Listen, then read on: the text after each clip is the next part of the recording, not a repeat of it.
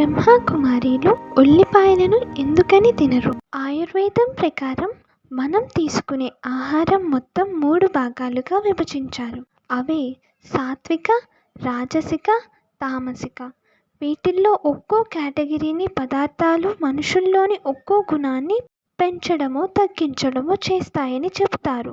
ఉల్లిపాయలు, వెల్లుల్లి ఇంకా కొన్ని మొక్కలు రాజసిక వర్గానికి చెందినవి. వీటిని తీసుకోవటం వల్ల అభిరుచి, అజ్ఞానం ఎక్కువగా కలుగుతాయట.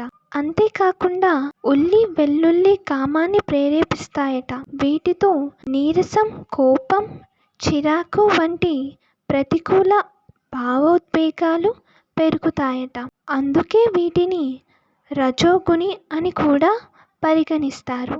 అంటే విపరీతమైన కోరికలను కలిగిస్తాయని అంటారు.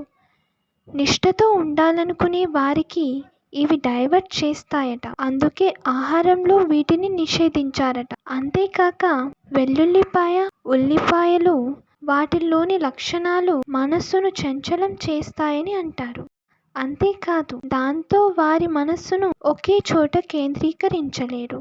ఉల్లిపాయలు, వెల్లుల్లిపాయలు తినటం వల్ల ఇంద్రియ శక్తి మేల్కొలుపు ప్రారంభమవుతుంది. మనసు ఆనందం, విలాసాల వైపు పరుగు తీస్తుందని చెబుతారు. అందుకే ఇప్పటికీ ఉపవాసం సమయంలో చాలామంది వెల్లుల్లిపాయలు, ఉల్లిపాయలు లేని వంటకాలను తింటారు. అయ్యప్ప మాల ధరించేవారు కూడా ఉల్లిపాయలు, వెల్లుల్లిపాయలు వాడరు. ఉల్లిపాయలలో ఉత్తేజాన్ని కలిగించే శక్తి ఉంది. అలా ఉత్తేజం కలిగితే నిగ్రహంగా ఉండలేరు.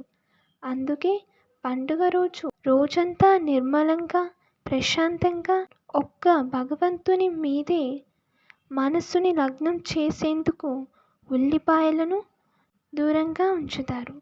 వంటకాలలో కూడా వాడరు.